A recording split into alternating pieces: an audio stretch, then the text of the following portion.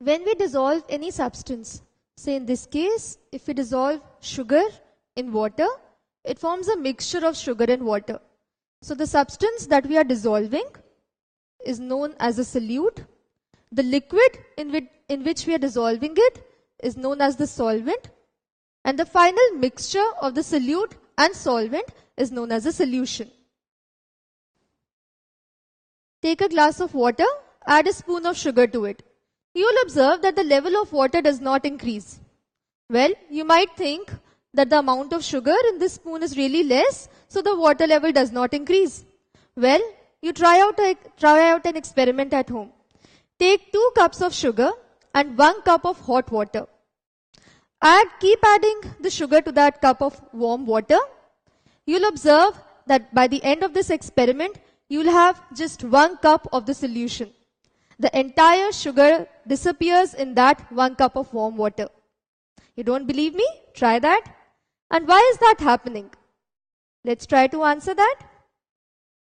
When you dissolve sugar in water, there's intermolecular spaces between the water particles. So as you dissolve the sugar particles, they take up the spaces between these water particles. And as they occupy the spaces, the intermolecular spaces between the water particles, we see that the level of water does not increase. This is what is happening when you take 1 cup of warm water and you add 2 cups of sugar to it. They occupy the intermolecular spaces between the water particles, and by the end of it, you just get 1 cup of solution. Now, you take a glass of water, you add 1 spoon of sugar to it. You stir it, you see that the glass of water dissolves the sugar. Now you take another spoon of sugar, add to it. You'll see that even that might get dissolved. You keep doing that. You will see a stage is reached when you cannot dissolve any more of sugar to this glass of water. The sugar that you now add settles at the bottom. So what is happening is, you're getting 2 solutions. We define a solution as unsaturated when it can dissolve more of the solute particles at a given temperature. So when you can dissolve more of sugar in a glass of water and it keeps dissolving, that is unsaturated solution. Now when the stage is reached that the solution cannot dissolve any more of sugar particles, that solution is known as a saturated solution. A saturated solution is defined as a solution that cannot dissolve more of solute particles at a given temperature. Keep in mind, when we talk of saturated and unsaturated solutions, we have to define a given temperature. At a given temperature, if the solution can dissolve more of solute particles, that is an unsaturated solution. A solution at a given temperature, when it cannot dissolve more of solute particles, is a saturated solution. Now, when you have a saturated solution, or you take a solution in which there is sugar particles which are settled at the bottom, so you see that now the solution cannot dissolve more of sugar particles. Now you warm that solution. As you will warm the solution, you will observe that the sugar particles that were settled at the bottom, they start dissolving in the water. So you observe that when you warm water, the warm water can dissolve more of the solute particles. So let's see this experiment. We take sugar, we add it in water. So it gets dissolved. We add more sugar, it gets dissolved. But a stage is reached when the sugar particles cannot be dissolved further. So now this is our saturated solution. It cannot dissolve more of solute particles. We take the solution in which the solute particles were settled at the bottom. We warm it. It is observed that now the solution can absorb or dissolve more of the solute particles. So when you take a solution which cannot dissolve more of solute particles and you warm the solution, you see that now the solution can dissolve more of the solute particles. And when you let it cool to the initial temperature, it still keeps the dissolved particles as it is. So this was our saturated solution that cannot dissolve more of the solute particles. But now when we warm the solution, the warm solution can now dissolve more of the solute particles. So this solution contains more solute particles as compared to the saturated solution. And we call this solution as the supersaturated solution. A supersaturated solution is a solution which at a particular temperature is more concentrated than the saturated solution. It is more concentrated. That means it contains more solute particles as compared to the saturated solution. Since it contains more solute particles as compared to the saturated solution, we call the solution as supersaturated solution. A given solution at 25 degrees Celsius could not dissolve more of the solute. What type of solution is it? Is it an unsaturated solution? True or false?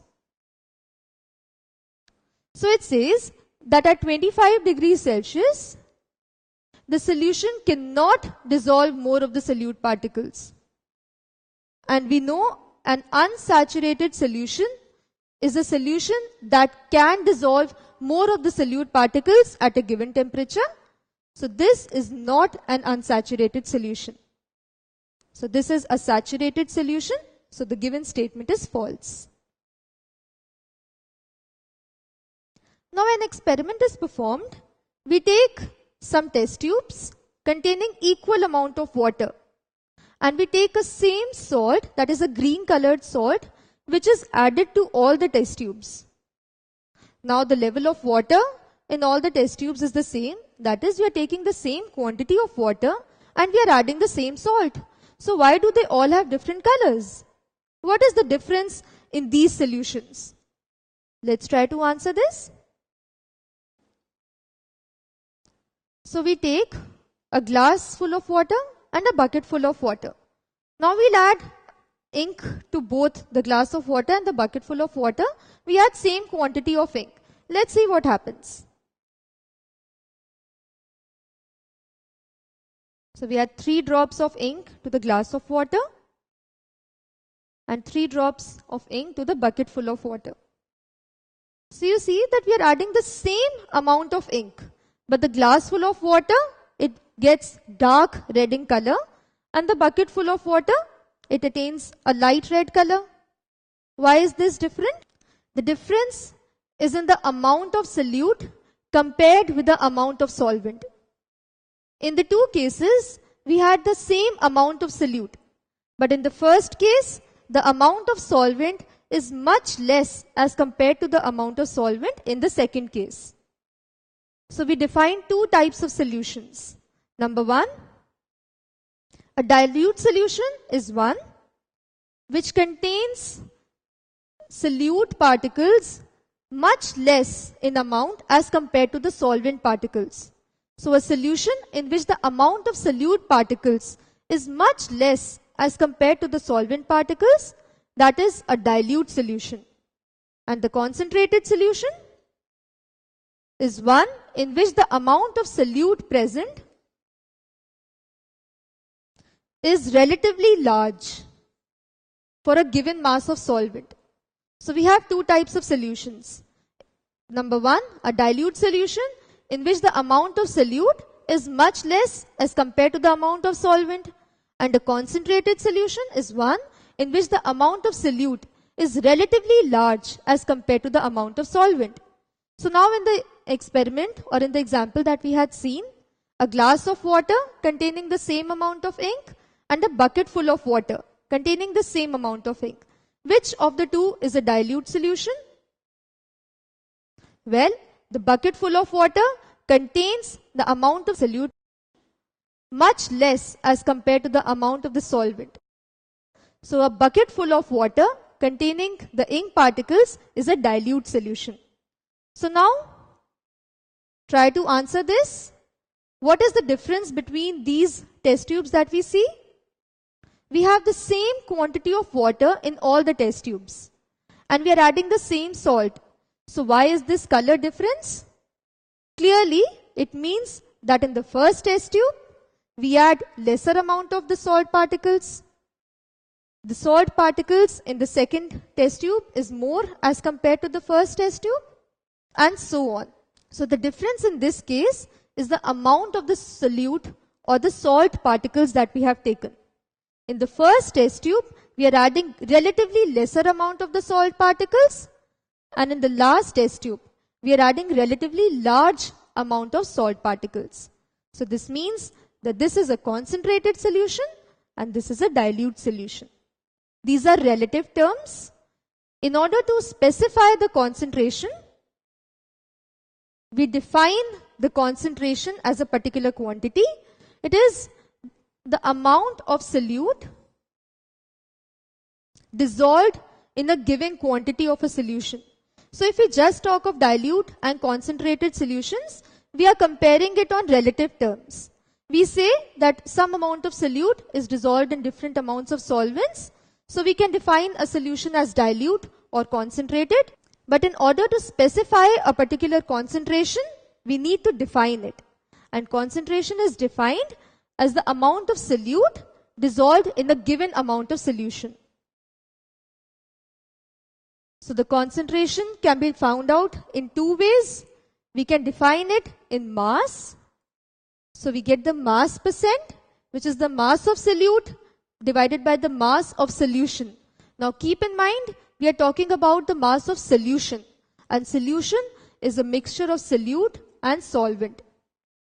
So the mass percent is the mass of solute by the mass of solvent plus mass of solute into 100. We can also define concentration in terms of volume. So the volume percent is the volume of solute divided by the volume of solution into 100. So these are the two parameters, that is mass percent and volume percent, by which we can define the concentration of a solution. 2.5 liters of alcohol is present in 10 liters of aqueous solution of alcohol. What is the volume percent of the solution? So we know we have to find the concentration of the solution in terms of volume. The volume percent is the volume of solute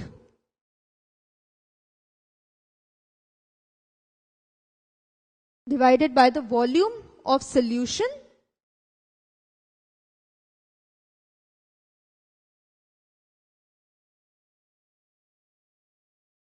Now we are given that 2.5 liters of solute.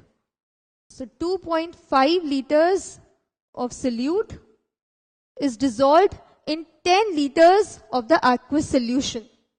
So when it is dissolved in 10 liters of the solution,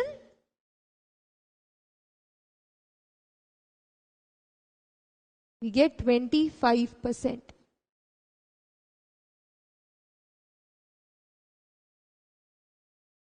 So we can define the concentration of a solution in terms of two parameters, the mass percent or the volume percent. When we talk of the volume percent, it is defined as the volume of the solute divided by the volume of solution into 100.